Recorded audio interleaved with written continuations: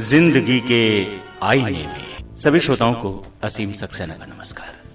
जिंदगी सांसों की सरगम पर एहसासों की रवानी, कुछ पाने कुछ खोने की कहानी।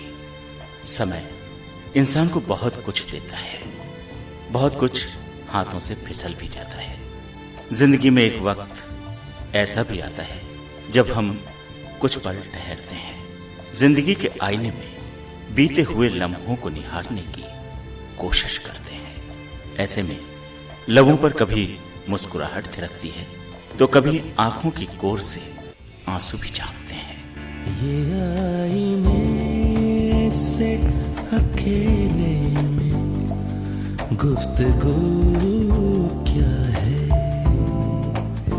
ये आईने से अकेले में गुफ्तगू क्या है,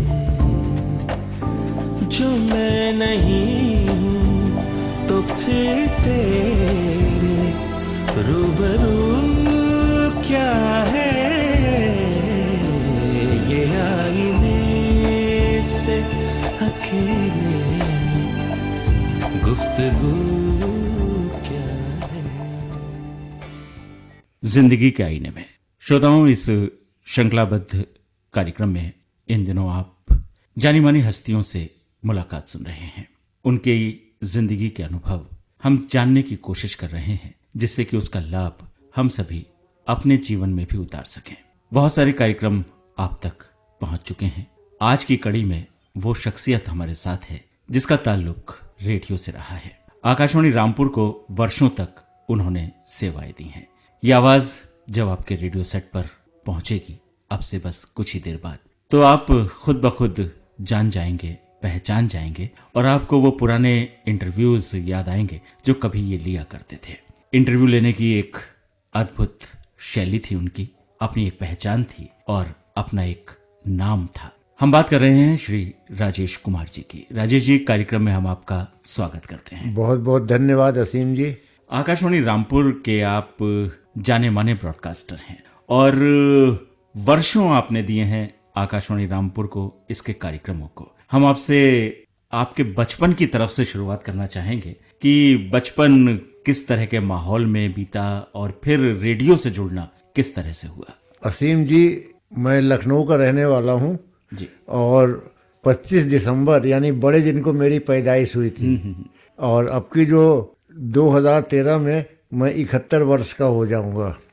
मेरे पिताजी लखनऊ के एडवोकेट थे और कायस्थ समाज में हमारे परिवार का, हमारे कुटुंब का काफ़ी नाम था, प्रसिद्धि थी। जहाँ तक पिताजी की बात है, उसको करना मैं आवश्यक समझता हूँ। वो सर्वगुण संपन्न थे। पहली बात तो ये कि वो संस्कृत नाम को भी नहीं जानते थे, लेकिन आध्यात्मवादी होने के नाते उनको संस्कृत का वो ज्ञान था कि बड़े बड़े विद्वान उनसे कहते थे कि आपने कहाँ से संस्कृत किए। मेरे पिताजी को संगीत से भी बड़ा शौक था, नाटक से लगाव था, यानी वो हर विधा के विशेषज्ञ थे। और एक लखनऊ हीरोज एसोसिएशन क्लब बना था। और बात बहुत छोटी सी नहीं है, लेकिन छोटे मुंह बड़ी बात है कि जो नौशाद साहब थे फिल्म के, उनकी परवरिश हमारे घर पे हुई। वाह। हमारे पिताजी जब नाटक के लिए या किसी अन्य संगीत यंत्र के रखरखाव के संबंध में वहाँ जाते थे लाटूस रोड पे, तो वहाँ पर एक हारमोनियम की दुकान थी, नंदन ब्रदर्स। उनके यहाँ पे एक लड़का काम करता था 8-10 वर्ष का। तो वो कहने लगे कि वकील साहब हमको भी आप बोलना सिखा दें। तो उन्होंने कहा भाई तुम तो खुद ही बोलते अच्छा हो। तो कहने मेरा मतलब है मैं भी संगीत में रुचि रखता हूँ। तो पिताजी ने उनको ले आए। घर पे हमारे यहाँ संगीत की महफिल भी जमती थी। और आपको एक चीज़ और बता दें, क्योंकि इसमें कोई हर्ज नहीं है अगर हम अपने पिताजी के बारे में बता रहे हैं। जी जी जी। उनको संगीत के हर इंस्ट्रूमेंट के बजाने का अनुभव था। क्या बात। और ये सब इंस्ट्रूमेंट हमारे यहाँ थे। तो नौशाद साहब वहीं बैठ के रियाज करते थे। और अभी उनका जब हमारे पिताजी के सन 84 में स्वर्गवास हुआ तो उस समय मैं अपने घर पे था। हमारा घर काफ़ी बड़ी कोठी थी और वहाँ पे नाटक के लिए होते थे, काफ़ी मैदान था। तो एक व्यक्ति आए और वो रोने लगे आके, तो मैं समझा नहीं।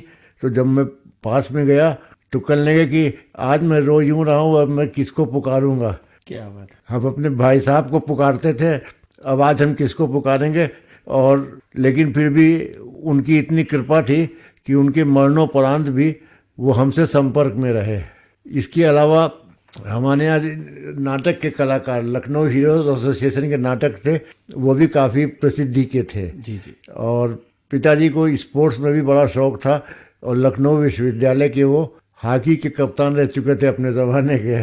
अब असीम जी एक चीज़ बता दूं जी जी कि उस समय जब हमारा परिवार इतना बड़ा था, सुखी समृद्ध था, हमारे जो दादा थे यानी बाबा, वो बहुत बड़े एडवोकेट थे लखनऊ के और बहुत मशहूर या धनवान कायस्तों की फैमिली में कहे जाते थे।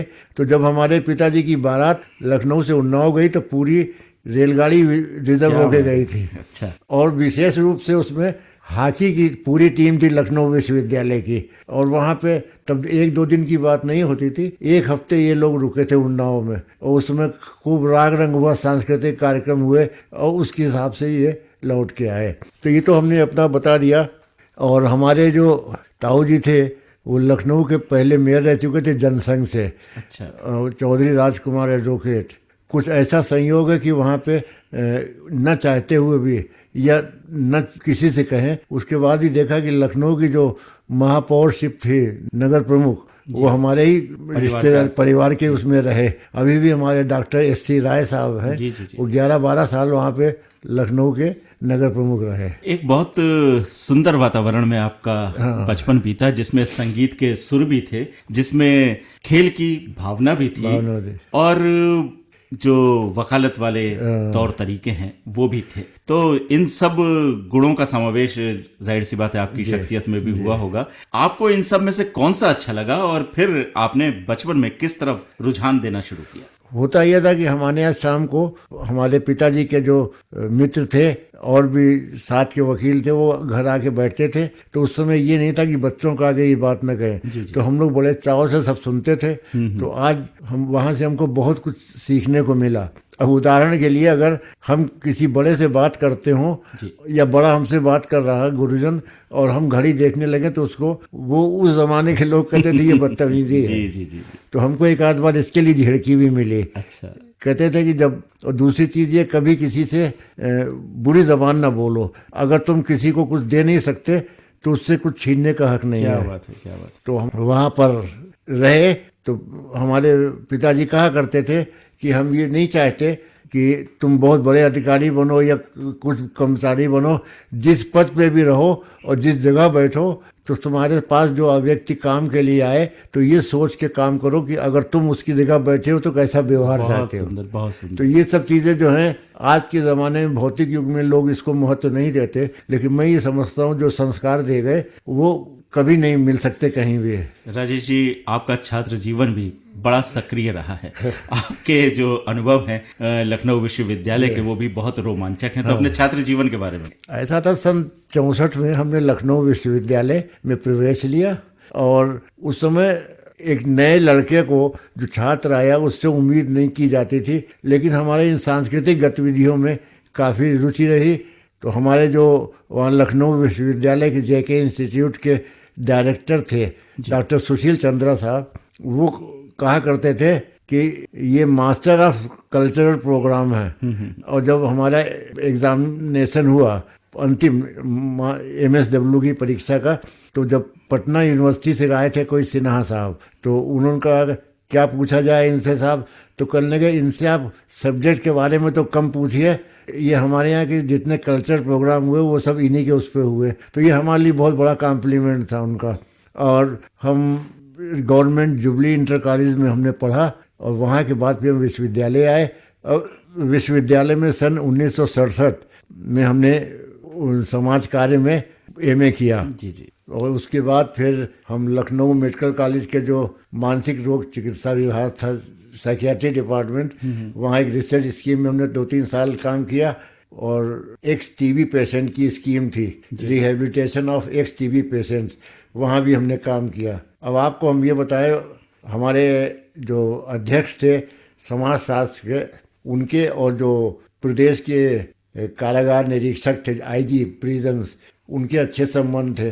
तो उन्होंने कहा कि हमको एक ऐसा लड़का चाहिए जो यहाँ पे जेल ट्रेनिंग इंस्टीट्यूट में लेक्चर दे सके, एक लेक्चर अंग्रेजी में और बाकी सब हिंदी में। वहाँ पे जेलर्स, जेल सुपरिटेंडेंट और विदेशों से भी आते थे लोग। तो उन्होंने हमको बुलाया, तो कहने के भाई तुम आ जाओ। तो मैंने कहा कहाँ है? तो कहने मेरे घर आओ। तो उनके ही ड्राइंग रूम में हमारा इंटरव्यू हुआ। अच्छा। और वहीं से हमारा चयन हो गया, जो स्थिर रूप से, स्थायी रूप से इसके लिए लेक्चरर इन क्रिमिनोलॉजी। अच्छा। अब वहाँ पे, अब आपको बता दें, अपने को गिलान भी होती है, लेकिन ये भी था कि हर एक में चपलता होती है। अंग्रेजी में लेक्चर देने में हमको कुछ परेशानी हो तो हम सोचते, घबराते थे। जी। बोल तो लेते थे कुछ ईश्वर की दया से, लेकिन घबराते थे। तो हमारे प्रिंसिपल साहब जो थे वो बहुत सख्त थे और वो अपने ठीक समय पे आ जाते थे। तो हमने घड़ी की सुई पहले कर दी तो उनके आने से पहले हमारा 15 मिनट पहले क्लास खत्म हो जाता था। तो ये सब बातें उस समय की थी। और वहाँ पे क्या, अब आप सोचिए कि हम रेडियो में कैसे आए जी। हम वहाँ से जेल ट्रेनिंग इंस्टीट्यूट से या जेल रोड से जब हजरतगंज जाते थे या विश्वविद्यालय जाते थे, साइकिल से ही जाते थे। अच्छा। तो रास्ते में विधानसभा मार्ग पे आकाशवाणी पड़ता था, तो वहाँ पे हमारे एक आध मित्र थे। तो जब वहाँ गए तो देखा हर एक के कमरे में ये रेडियो सेट रखा है। तो हमने कहा इससे अच्छी कोई नौकरी नहीं, कुछ काम नहीं है यहाँ पे। तो और क्या किया जाए, तो जगह निकली तो हमने आवेदन किया और हम वहाँ पे चयनित हो गए। और वो था हमारा क्षेत्रीय प्रतिवेदक यानी फील्ड रिपोर्टर के पद पे। वहाँ मैंने कार्य किया। कुछ ऐसा हुआ कि हमको बड़े बड़े वहाँ पे विद्वान पंडित रविशंकर जी, अच्छा, और ये फिराक गोरखपुरी जी, क्योंकि लखनऊ में से बड़ी बड़ी हस्तियाँ आती थी। तो उस समय वहाँ ये था कि जो हमारे केंद्र निदेशक थे उनको ये था कि बड़े जो VVIP आ रहे हैं इनको रिसीव करें। जी। तो वहीं पे हमें इन लोगों से दर्शन हुए, इन लोगों को उनसे भी बड़ी प्रेरणा मिली। पंडित रविशंकर के अलावा अब जहाँ राजनीतिक क्षेत्र में भी हमारा थोड़ा दखलंदाजी रही, और क्योंकि छात्र राजनीति में आपने सक्रिय रूप से भाग भी लिया और मूल्यों की राजनीति की। मैंने बताया कि जब मैं सन 64 में BA Part 1 में था तो लोगों के कहने पे मैं खड़ा हो गया और मैंने कहा कहीं ये हमको हमारे जो वरिष्ठ लोग हैं सीनियर से कहीं पीट पाट ना दें। तो लेकिन बाद में आपको असीम जी सुन के ताजुब होगा, और मुझे भी अभी तक विस्मय है कि मैं 8000 वोट से जीता। अच्छा। तो दोबारा फिर मेरी हिम्मत बढ़ गई, कहते ना हौसले वो हो गए बुलंद। दूसरे साल में सेक्रेटरी बन गया। अब लोगों का नहीं, अब ये सब नहीं, अब आप संसद में जाइए। लखनऊ विश्वविद्यालय संसद बड़ी महत्वपूर्ण संस्थान था और वहाँ पे कभी भी ये नहीं कि विध्वंसात्मक कार्रवाई हो, हमेशा रचनात्मक वो होता था। तो वहाँ रह के मैंने पहले उप प्रधानमंत्री का पद पे लड़ा और वहाँ पे उसमें जीते BA Part 2 में, और MA फाइनल में आते आते हम प्रधानमंत्री बन गए। और हमारे साथ बड़े बड़े नेता थे, उनके बच्चे भी पढ़ते थे, और जिसमें से हेमवती नंदन बहुगुणा जी का नाम उल्लेखनीय है। जी। और ये राम मूर्ति जिनके नाम से संस्थान बना है, इनकी बेटियां हमारे साथ पढ़ती थी। तो हम इलेक्शन लड़े और इलेक्शन में हमको समर्थन मिला। और एक चीज़ हम बता दें, इसको अन्यथा न ले, हमको जो छात्राएं थे, ये छात्राओं के जो हॉस्टल थे, वहाँ से हमको जितना समर्थन मिला 90%, 99%, इतना लड़कों से नहीं मिल पाया। किसी तरह से हम कामयाब रहे, वो हारे नहीं कभी। तो इस तरह से हमारा विश्वविद्यालय में रहा। अच्छा राजेश जी, आकाशवाणी लखनऊ से आपने शुरू किया, इस संस्थान से आपका जुड़ाव हुआ। आकाशवाणी रामपुर कब आना हुआ और किस रूप में आपने यहाँ पर ज्वाइन किया? हम वहाँ से आकाशवाणी पटना गए। अच्छा, लखनऊ से पटना? हाँ, पटना रहने के बाद फिर एकदम से, अभी होता है भाई अपने प्रदेश जाओ अपना, वैसे सारा देश अपना है। तो एकदम से कुछ ऐसा संयोग हुआ कि लखनऊ में जगह नहीं थी, रामपुर में खाली हुई, तो हमको उन्होंने यहाँ भेज दिया। तो KC शर्मा साहब जो डायरेक्टर जनरल हुए, वो हमारे वहाँ केंद्र निदेशक थे। अब मैं क्या बताऊँ, वो हमको बहुत चाहते थे। कहने लगे, वो हमको मोहब्बत में दुष्ट बालक कहते थे। कहते थे कि अभी मैं यहाँ हूँ, तुमको 2-3 साल में तुमको यहीं पे राजपत्रित अधिकारी बनवा दूंगा और तुम लखनऊ ना जाओ। वो भी लखनऊ गई थे। जी। कुछ हम माने नहीं, हमारी पारिवारिक परिस्थितियां थी, तो हम पिताजी बीमार रहते थे, तो हम लखनऊ तो नहीं मिला तो रामपुर आ गए। तो हम यहाँ 19 मई सन 1972 से यहाँ पे थे, और अब 2002 में हम यहाँ से हमने अवकाश ग्रहण किया, सेवानिवृत्त हुए। बीच में एक बार हम आकाशवाणी अल्मोड़ा गए जब हमारा प्रमोशन हुआ। जी जी। तो राजेश जी, बहुत लंबा अरसा बीता है आपका आकाशवाणी में, और आकाशवाणी रामपुर के कार्यक्रमों को आपने बहुत ऊंचाइयां भी दी हैं। यहाँ के अपने थोड़े से अनुभव शेयर कीजिए। हमने एक चीज़ देखी, यहाँ पर कला के माहिर लोग बहुत हैं, मतलब कलाकार जो हैं उनका स्तर बड़े बड़े शहरों के कुछ कलाकारों से भी ज़्यादा ही ऊंचा है। और यहाँ पे उन लोगों में जितनी रुचि है कार्यक्रम के प्रति वो हमको अन्य एक आध जगह ही रहे, वहाँ पे उतनी नहीं मिली। और जगह तो लोग मतलब से आए चले गए, तो यहाँ पे और हमको लोग कहा करते थे, हमारे जो कई 1-2-4 मिनिस्टर्स के भी इंटरव्यू लिए, वो कहते थे कि वो राजेश जी का इंटरव्यू ही नहीं है जिसमें अगर परिवार कल्याण की बात ना हो। तो हम प्रारंभ से अंत तक लखनऊ से और पटना और सब हो गए, हम परिवार कल्याण से ही जुड़े रहे। और हमने वैसे रामपुर के केंद्र पे हमने सभी एकांशों का कार्य देखा है, तो उसमें हमें कहीं भी कोई परेशानी नहीं हुई। अच्छा, बहुत सारे इंटरव्यूज आपने लिए हैं राजेश जी, और बहुत यादगार इंटरव्यू रहे हैं वो। और आपके इंटरव्यू लेने का जो अंदाज था वो सबसे अलग था, जुदा था। आपको किसका इंटरव्यू अब तक सबसे बढ़िया लगा कि ये इंटरव्यू लेने में मजा आया? जिन लोगों के हमने इंटरव्यू लिए उसमें एक तो मौर्य थे, केंद्रीय मंत्री। अच्छा। और इसके अलावा यहाँ पे साहित्यकार भी आते थे, हुल्लड़ मुरादाबादी, और लखनऊ से डॉक्टर रमा सिंह आई थी, उनका भी इंटरव्यू हमने लिया, उनसे भी बातचीत की, बहुत कुछ सीखने को भी मिला। इसके अलावा खेल कूद में हमारी रुचि थी, लेकिन उसमें हमने ज़्यादा भागीदारी नहीं निभाई या निभा नहीं पाए, क्योंकि और आदमी एक ही तरफ देख सकता है। और परिवार कल्याण में हमारा काफ़ी कहते हैं एक वो भोजन बन गया कि उसके बगैर, तभी तो लोग कहते थे कि अगर इंटरव्यू में उनका परिवार कल्याण ना आए तो वो इंटरव्यू नहीं है। और राजेश जी, आपने जब भी इंटरव्यू लिया एक पेट लाइन आपकी रही कि prevention is better than cure. आपने लगभग सभी इंटरव्यू में ये बात किसी न किसी रूप में सामने रखी श्रोताओं की, और बहुत जरूरी भी था, क्योंकि अगर सावधानी नहीं रखेंगे तो बीमार पड़ेंगे, परेशानी ज्यादा हो जाएगी। आपने बहुत सारे डॉक्टर्स के इंटरव्यू लिए, किस डॉक्टर का इंटरव्यू लेने में आपको खुद बहुत मजा आया? वैसे तो असंख्य डॉक्टर थे और जिनके हमने इंटरव्यू लिए, लेकिन हमको सबसे ज़्यादा एक डॉक्टर केपी गुप्ता थे जो यहाँ के स्वास्थ्य महानिदेशक थे।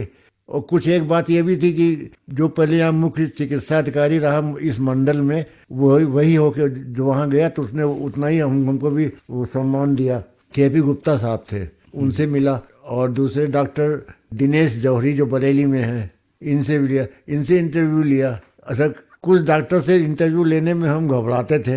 अब आप पूछेंगे घबराते क्यों थे? क्योंकि मैं ये कहना चाहता हूँ कि जब वो इंटरव्यू पे उनकी रिकॉर्डिंग हम रखते थे, क्योंकि काबिल वो बहुत थे लेकिन बोलने में वो कमज़ोर थे, तो हमने कहा आज की तनख्वाही हमारी यही खा गए।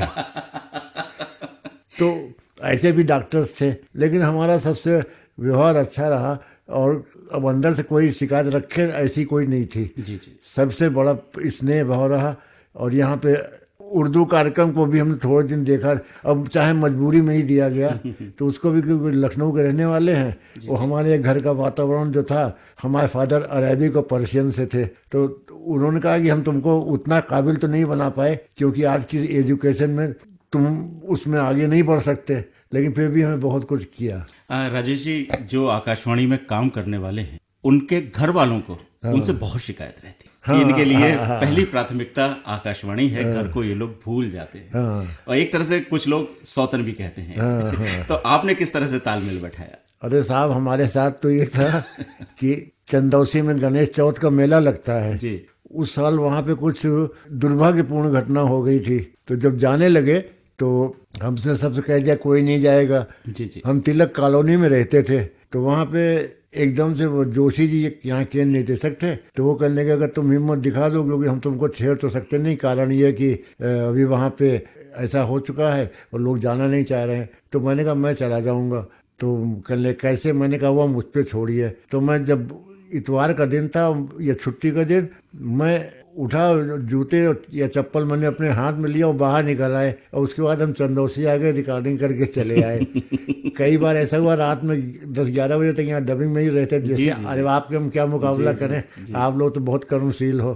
तो इस तरह से परिवार के लिए हम निकम्मे थे। ये हम तो समझते हैं कि आकाशवाणी के जो विभिन्न एकांश हैं उनमें जो कार्यक्रम अनुभाग के हमारे साथी हैं, हमारे बच्चे हैं, तो वो उन सबकी जो कॉन्फिडेंशियल रिपोर्ट है वो ऐसी ही होगी, क्योंकि जो आदमी सिंसियरिटी से काम करेगा तो वो एक ही जगह देख सकता है, और बच्चों की पढ़ाई भी इग्नोर हो जाती है।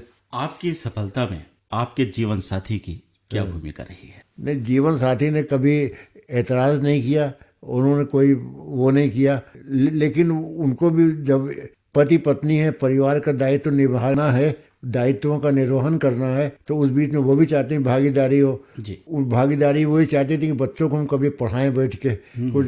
अच्छा, बच्चों को पढ़ाने में भी मारपीट होने लगती थी बच्चों से, तो कह रही थी आप ना पढ़ाइए। तो मारपीट से मेरा मतलब ये है, कोई मारपीट नहीं, हमने अपना टेम्पर लूज किया तो नेचुरली बाद में हमको भी परेशानी होती थी। वैसे बच्चे हमारे ईश्वर की दया से सब पढ़ लिख गए और सब अपने कमा खा रहे हैं, उसमें कोई परेशानी नहीं आई। लेकिन ये घर में सामंजस्य बैठाने में, तादाम में बैठाने में तो परेशानी आई जाती है हर एक की। जो मैंने कहा कि जो भी कार्यक्रम में लगा होगा, अब यहीं पे हमारे बच्चे हैं जो लगे रहते हैं, इनसे जरा पूछ लो घर की क्या हाल है। घर में दवा लेने निकले, नहीं पहुंच पाए। जी। तो ये तो होता है, क्योंकि ये सिंसियरिटी कहलाती है, sincerity and devotion to programme, ये रहा। और राजेश जी, हर संस्थान की अपनी कार्यशैली होती है और उसकी अपनी रिक्वायरमेंट होती है, जिनके साथ तालमेल हम सबको बैठाना ही पड़ता है। आपने बहुत खूबसूरती के साथ आकाशवाणी और घर में तालमेल बैठाया, बच्चों को अच्छे संस्कार दिए, और आज सब बहुत अच्छी जगह हैं, सेटल हैं। राजेश जी, बहुत सारी बातें आपसे करनी है। संगीत का जिक्र आपने किया, नौशाद साहब से आपके पारिवारिक संबंध रहे और बचपन से ही घर से वो माहौल मिला। आपको खुद क्या सुनना बहुत अच्छा लगता है और कौन आपके फेवरेट है? वैसे संगीत से तो हमको प्रेम है, और जहाँ तक संगीत के साज का प्रश्न है, हमको सितार अच्छा लगा। पंडित रविशंकर जी का सितार हम सुनते थे। जी। और इसके अलावा लोकगीतों का भी हमको काफ़ी सुनने का शौक रहा है। जी। फिल्मी गानों की तरफ रुझान? फिल्मी गानों तो रुझान था, लेकिन उतना हम नहीं रहा। और आजकल तो हम अपने कान बंद कर लेते हैं, घर वाले भी कहते हैं। तो हमने कहा भैया ये जो आजकल का संगीत है, हम ये वैसे ही है जैसे कि हमको सहगल का संगीत नहीं अच्छा लगता था। अपनी अपनी एक पीढ़ी की बात होती है। और मोहम्मद रफ़ी या मुकेश, ये सभी लोग इनके संगीत हम सुनते थे। अच्छा राजेश जी, सबकी अपनी अपनी पसंद होती है, चाहे वो गाना हो चाहे वो खाना हो। तो आपको खाने में क्या चीज़ बहुत अच्छी लगती है? हम खाने से ज़्यादा खिलाने में बदनाम रहे, और आज लोग हमारे घर पे आके जब तारीफ करते हैं तो वो लगता है कि हमारे लिए एक तीर लग रहा है, क्योंकि हमने बताया ना सेहत की बात। जी। तो भले ही हमने जो खाया पिया और साथ में साथियों के साथ बैठ के जो हम शेयर कर सकते थे हमने खाया, लेकिन ये जो बीमारी आ गई तो इसकी वजह से लोग उसको भी दोष देते हैं, जबकि हम उसको नहीं मानते। श्रोताओं, आपको बताएं कि राजेश जी आज जब हमसे बात कर रहे हैं तो इससे पहले, कुछ महीनों पहले ही आपकी जिंदगी में ऐसा भी वक्त आया था जब आप बहुत गंभीर रूप से अस्वस्थता का सामना कर रहे थे। लेकिन राजेश जी की हिम्मत है, उनका आत्मबल है, उनका आत्मविश्वास है, उनकी इच्छा शक्ति है कि आज राजेश जी इस माइक्रोफोन के जरिए आपसे बात कर रहे हैं। तो राजेश जी, इतना आत्मबल, इतनी इच्छा शक्ति किस तरह से संजोई आपने? ऐसा था कि हमारे पिताजी ने कहा, अंग्रेजी में था, वो कहा करते थे, एक तो पहली बात है महामृत्युंजय मंत्र का पाठ कर लिया करो। जब कभी भी कोई मुसीबत हो, किसी भी तरह की मुसीबत होगी, तुम्हें उसमें बड़ा सहायता मिलेगी। तो हम वो कर लेते थे। और दूसरी एक उन्होंने कहा कि evil this way pass away, balance the mind in pen and Joy. मतलब बुराई जो है वो कहीं ना कहीं से निकल जाएगी, और अपने मस्तिष्क का संतुलन बनाए रखो इन पेन एंड जॉय, मतलब हंसी खुशी में। तो ये हमको, हमारे प्रेरणा के स्रोत भी वही रहे। राजेश जी, बहुत सारी बातें करनी है लेकिन समय की अपनी सीमाएं हैं। हम आपसे ये जरूर पूछेंगे कि हमेशा आपने इसी माइक्रोफोन के जरिए, इसी स्टूडियो में बैठकर बहुत सारे लोगों के इंटरव्यू लिए। आज अपना इंटरव्यू देते वक्त कैसा महसूस कर रहे हैं? जब आपने हमको आमंत्रित किया, जब कहा आने के लिए, तो मैं नहीं करता, लेकिन मैं ये सोच रहा था कि इतने इंटरव्यू ले लिए, लेकिन आज हम ना उसमें बोल जाएं, क्योंकि कुछ कमजोरी भी थी वैसे भी। जी जी। लेकिन आप लोगों का सहयोग रहा, ईश्वर की कृपा है कि जिसकी वजह से अब इंटरव्यू कैसा रहा, हमने अपनी बात कैसे कही, इसका फैसला तो आप ही लोग कर सकते हैं, हम नहीं कह सकते। लेकिन अपने श्रोताओं से क्या कहेंगे आप? हम अपने सभी सुधी श्रोताओं से ये कहना चाहेंगे कि एक तो वो कभी भी धैर्य न खोएं, कभी भी आपत्तिकाल हर एक की जिंदगी में आता है, कभी अच्छा समय आया, कभी बुरा समय आया, तो हालांकि कहना आसान है, जब अपने को पड़ती तो आदमी वही सोचता है। जी जी। लेकिन हम तो यही कहेंगे धैर्य रखें, और उस बुराई से या उस मुसीबत से छूटने की क्या उपाय हैं, उन पर गंभीरता से मनन करते हुए अपने को उनसे मुक्त करें। राजेश जी, आज आपने हमारे लिए वक्त निकाला, अस्वस्थता के बीच आप स्टूडियो में आए, श्रोताओं से बातें की, हमने आपकी जिंदगी के आईने में आपके साथ कुछ पल झांकते हुए देखे। आगे हम यही कामना करते हैं कि आप स्वस्थ रहें, आप दीर्घ जीवन जिएं, आपके आशीर्वाद की छांव हम सबको मिलती रहे। यहाँ आने के लिए आपका बहुत बहुत धन्यवाद। असीम जी, आपको और आकाशवाणी परिवार के सभी लोगों को, ज़्यादातर तो लोग हमारे बच्चों ही की तरह हैं, इन सबको हमारी हार्दिक शुभकामना है और दिली आशीर्वाद है कि ये लोग दिन दूनी रात चौगनी तरक्की करें और जो अपनी मंजिल है उसको सरलता से प्राप्त कर सकें। हम यही कह सकते हैं, यही हमारे पास है। Thank you very much.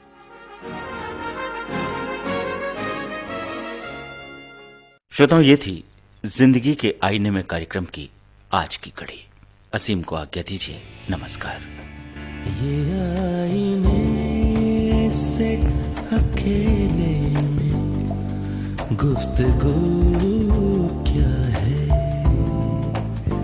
ये आईने से अकेले में गुफ्तगू क्या है,